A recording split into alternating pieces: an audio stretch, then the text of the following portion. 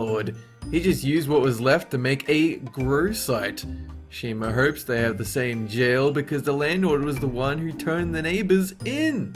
Evidently, he thought it would be a great idea to start doing the exact same thing that got the people who were in his building arrested. Number 6 was submitted by White Alakazam. When Pringle was a baby, his dad had a dog named Poncho, who was this huge but sweet dog. He would sleep under Pringle's crib, and if he made any noise, Poncho would run and wake up his mum and dad. One day it was really hot outside, so they left Poncho a big bucket of water while they went somewhere. When they came back, all the water was gone, and Poncho was dead. What happened was that the people next door were scared of the dog because it was so big and looked mean. So, they put antifreeze into his water. It tastes kinda sweet, so Poncho drank it all before he realized what a horrible error he's made and then died on the spot. Pringle's family could never prove they did it because the water was all gone. Number 5 was submitted by Mary Hearn. Nixium had a bunch of kids for neighbors, and they were out of control. They once broke his mum's sidecar mirror.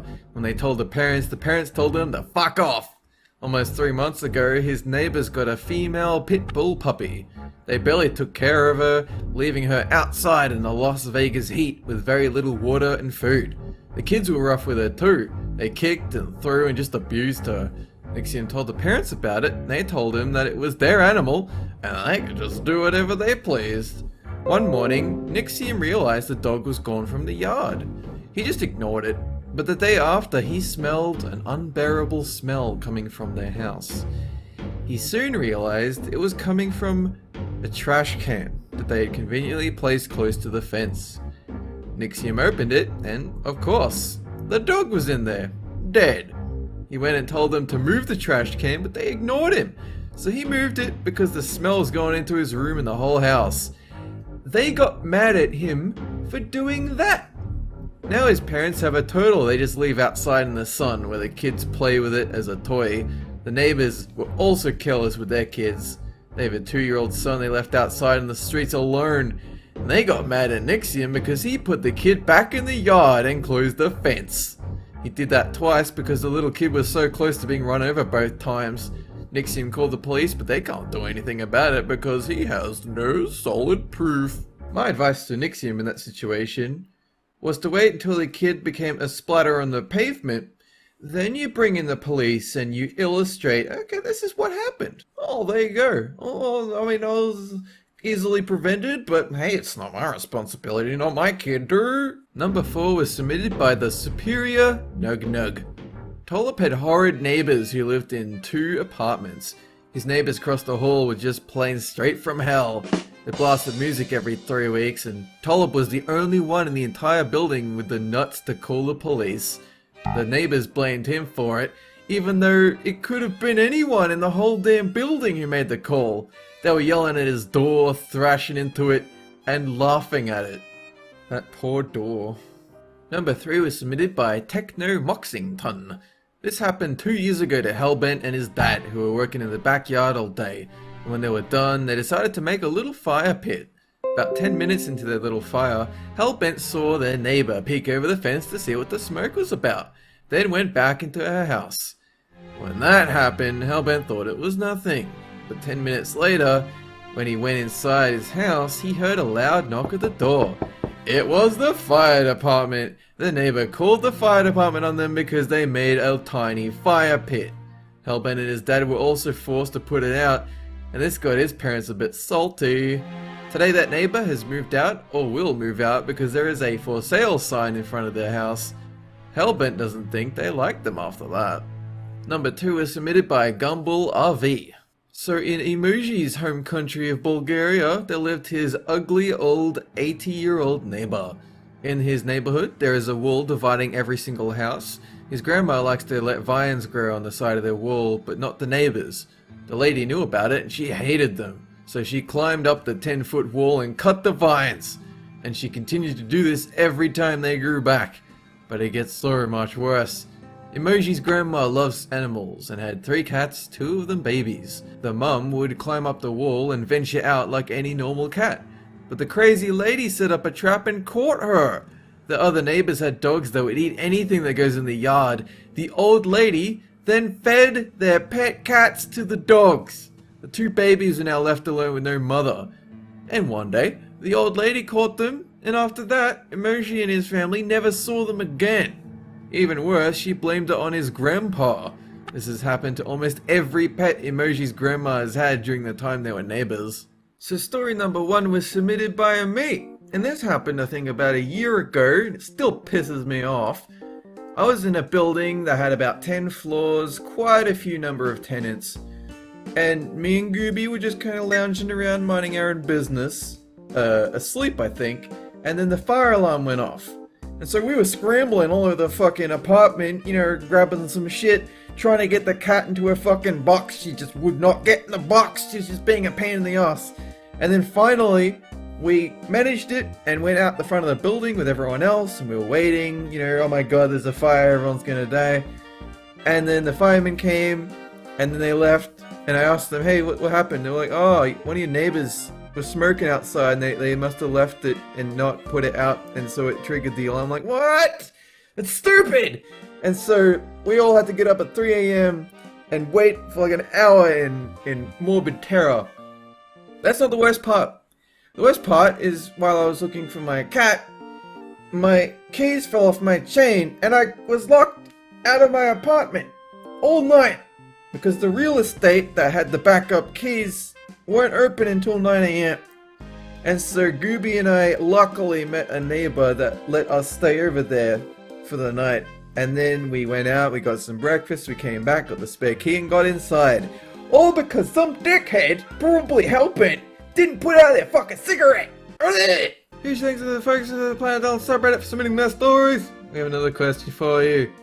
What was the scariest thing that ever happened in your neighborhood? Let us know on the Reddit page linked below, and you might be featured in a future countdown. That's it for this video, and have a good one!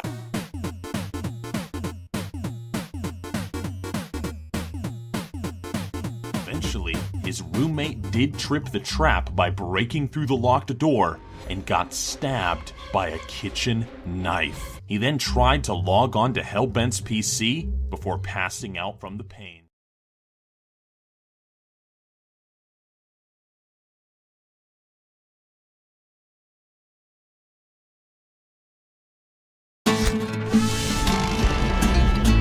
Planet Dolan. From getting into a horrible car accident to encountering crazy people, the Planet Dolan crew reenacts some of the best true stories from our subreddit about more scary things we experienced as kids. I'm Hellbent, and today I'll be your narrator. Number 10 was submitted by Burping Giraffes. When Dolan was 11, his class went on a school field trip which had 2 parts. A history museum about his town, and then they would go to a camp and stay a few nights. At the museum, a man walked up to his teacher who became very nervous, at least from what Dolan could tell. The man walked off after a minute or two of arguing with the teacher, and they continued as usual. They went to their camp and stayed the first night, but something scraped on their cabin doors. Come next morning, there was a shattered window in the mess hall and a big red pentagram on the side of the building. It wasn't blood, just paint. The counselors told everyone that whoever did it would be sent home. And then that same man ran out of the woods with a naked baby and 3 other people with plastic Nerf rifles screaming a weird language. They then proceeded to run off, and Dolan and his class got the fuck out of there. Number 9 was submitted by RoseBloom101. When Honeybits was 10, her grandpa gave her a glass baby doll. She didn't want to be rude, so she accepted the gift. When Honeybits got home, she put the doll on the floor in her closet, but when she went to sleep, she had this dream where the doll was covered in blood and holding a knife. When she woke up, the doll was missing, but when she went to her parents' bedroom, the doll was next to the bed. So Honeybits took the doll and locked it in the closet. Then she called her friend, who came over and looked at the doll. She told Honeybits to lock her door at night and then ran out of the door with the doll. The next day, she gave the doll back and told Honeybits that everything will be fine, and ever since then her friend refused to tell her what had happened when she looked at the doll. Number 8 was submitted by Never Useless. When Andy Mations was 8 years old, she spent some time with her cousins. They decided to take a walk through this isolated community, surrounded by lots of trees with a great big pond in the center. It was a very pleasant walk until they came upon this old white abandoned house. Her cousins told her that this house had been abandoned for years. The door was sealed and so were all the windows, except for one of them. Her cousins told her that the house was rumored to be haunted. Andy Mations told them it wasn't haunted, and then they dared her to go in. So, trying to be tough, she climbed through the open window. Once inside, Andy Mations' hair stood up. She was facing the wall of a hallway with a room on each end. Through the cracks of the door, she could see old colorful pieces of furniture and dark shadows moving around too. Turning towards the wall, Andy Mations saw blood start to coat it as these horrible faces seemed to stretch across the wall like they were trying to burst through a rubber barrier. She heard her cousin scream for her to get out of there. Just then, everything went silent. So silent her ears rang. Her cousin started screaming again, and when Andy Mations had turned to her right to make her exit, there was a huge black figure with very deep red skin and black eyes. His clothes were torn and black. Her heart dropped. She quickly leapt out of the window like she was trying to fly. Andy Mations scrambled up to see the figure leaning over with his hands resting on the window.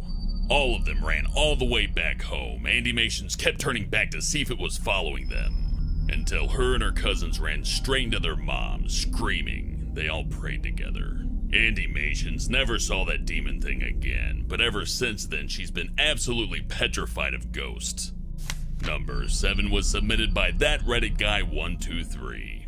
The scariest thing Pringle ever witnessed was something outside of his bedroom window. Because he's into paranormal stuff, Pringle thought, "Oh, maybe it's a banshee. I guess I'm gonna die." But then he fell asleep, and his dream was that he died and went to hell. After about an hour, Pringle woke up and saw eyes all around his room. He blinked, and they also blinked, and then a demon thing whispered something in his ear. Pringle was pretty sure it was in Latin, and that's his tale of sleep paralysis. Number 6 was submitted by Margot D. Crowcamp. Doopy and her friend were going to her apartment to watch some movies and to just chill when a drunk guy started yelling at them. They just ignored him and decided to walk a bit faster since they were halfway there. Suddenly, the dude started running after them like a sprinting zombie. They were so freaked out they ran faster than they thought was possible and managed to get to the gate. They unlocked it, got inside, and locked it again. The guy still wouldn't stop trying to get over the gate, so Doopy, being the tougher girl, threw bricks at him. It scared her so fucking much she couldn't sleep. Number 5 was submitted by Haley Motionless 21.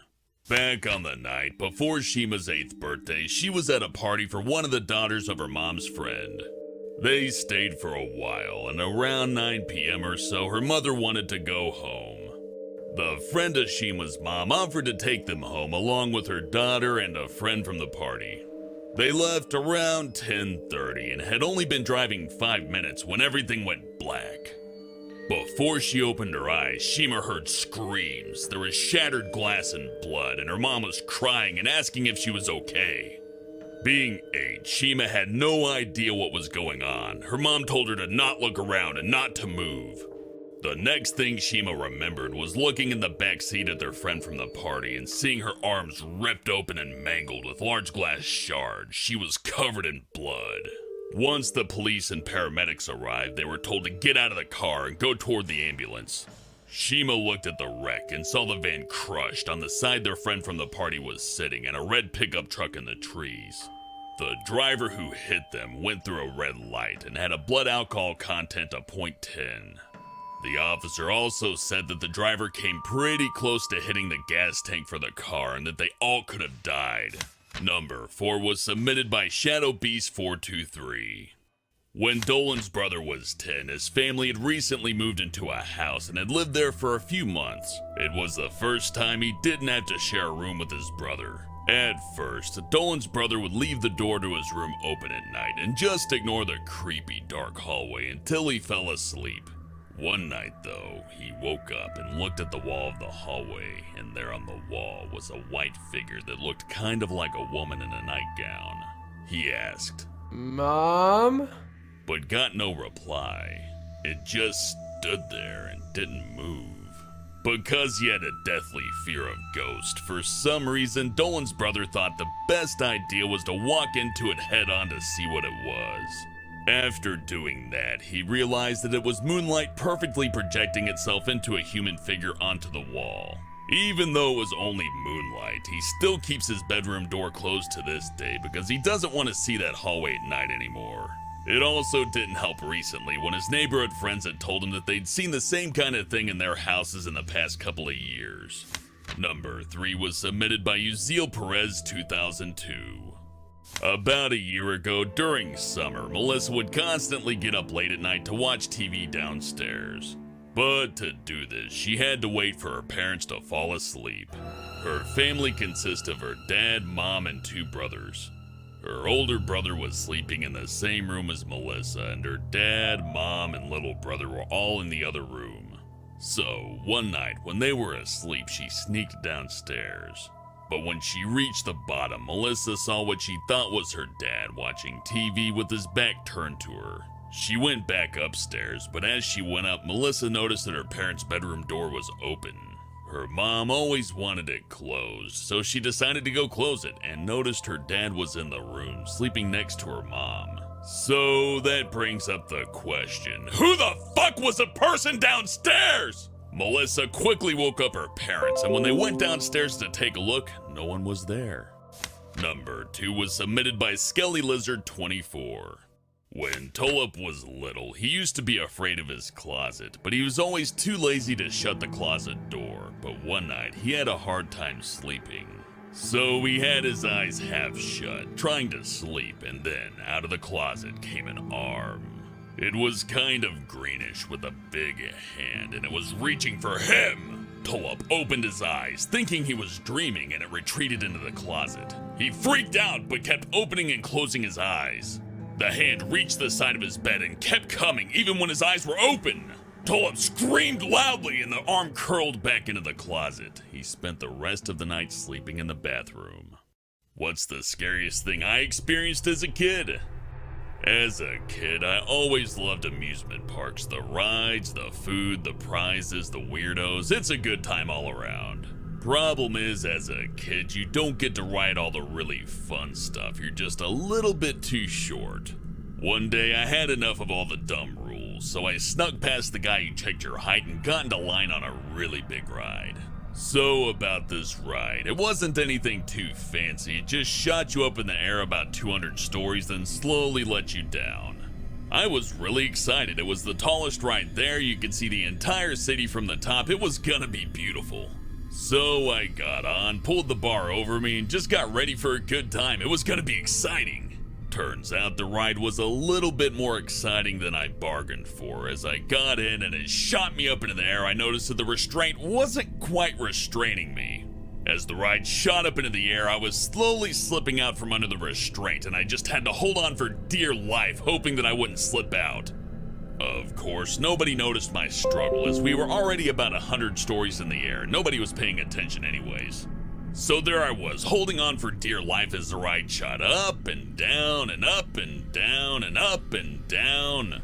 Then the ride finally hit the top, where the person next to me noticed I was having a little bit of trouble staying alive. The sheer terror kinda took away from my enjoyment of the beautiful view ahead of me. Then finally, the ride took one last drop, and this drop was fast. I was holding onto the bar, and thankfully the person next to me had a grip on my t-shirt, making sure I don't fly out of the chair. When the ride finally hit the ground, I thanked the man who saved my life, and then went off to the arcade to go play some video games. I had enough excitement for that day. Huge thanks for the folks over on our Planet Dolans subreddit for submitting their stories. We have another question for you. What is the scariest experience you ever had while camping? Let us know on the Reddit page linked below, and you might be featured in a future countdown. Thanks for watching, and I'll see you next time. Until I turned red. She ended up getting fired because she twisted the ear of one of his classmates so hard that she ripped a little bit of skin under the ear until it bled. All this because he forgot his notebook. His notebook!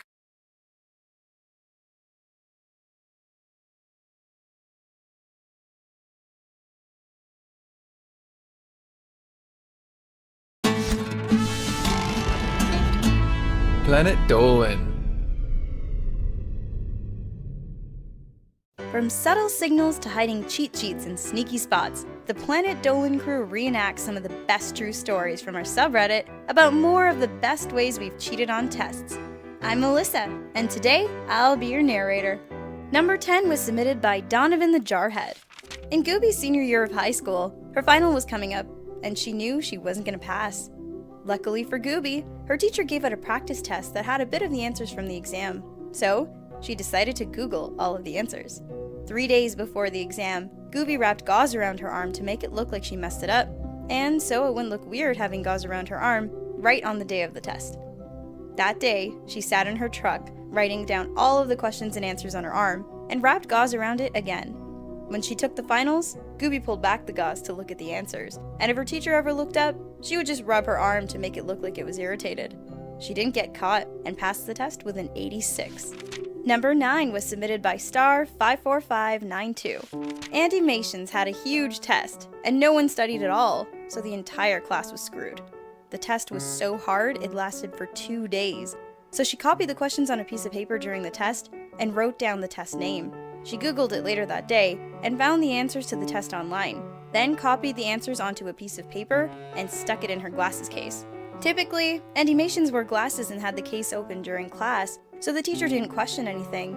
She also sat at the back, so it was perfect. Then she wrote the answers down and tried to make it seem like she wasn't cheating by pretending to miss one question. Andy Mations also wrote down the fake equations and fake work, so it seemed to be legit. She was the only one who passed the test. Everyone else had to retake it. Number 8 was submitted by Kango Build. Dolan used his phone that had headphones. First, he read over all the answers and recorded them on his phone. Next, as in the day of the test, he plugged his earbuds in and put them up in the arm he didn't write with. From there, Dolan put the earbud in and had his hand over it to make it look like he was keeping his head steady with his hand. He pressed the play button on his phone and presto, he did it. Dolan got away with this a lot and found it very useful. Number 7 was submitted by Kawaii Killer 39. For the history final at school, Shima and 2 other friends created a plan. The test was multiple choice, so they decided that if they didn't know an answer to the question, one of them would cough 2 times. Then, they went through the trouble of learning the numbers in sign language to indicate which question they needed the answer to. Shima and her friends decided not to use sign language for the choices, mostly because Shima sat next to this kid who told on anyone, and they thought he would get suspicious if he saw them signing letters to each other. So, they decided on another idea, which was to basically fake illnesses. For choice A, they sniffled. For choice B, they coughed once. For choice C, they faked a sneeze. For choice D, they sniffled twice. On the bright side, they all passed and got 100%, but on the other side, the teacher made them all go to the nurse's office because she thought they were seriously sick. Shima and her friends still used that for the other finals, and it worked like a charm. Number 6 was submitted by Splurge8. Slapped Ham would slip a complete cheat sheet into the see-through flaps found on the front of most 3-ring binders. Sometimes he would use the other side of the binder as well.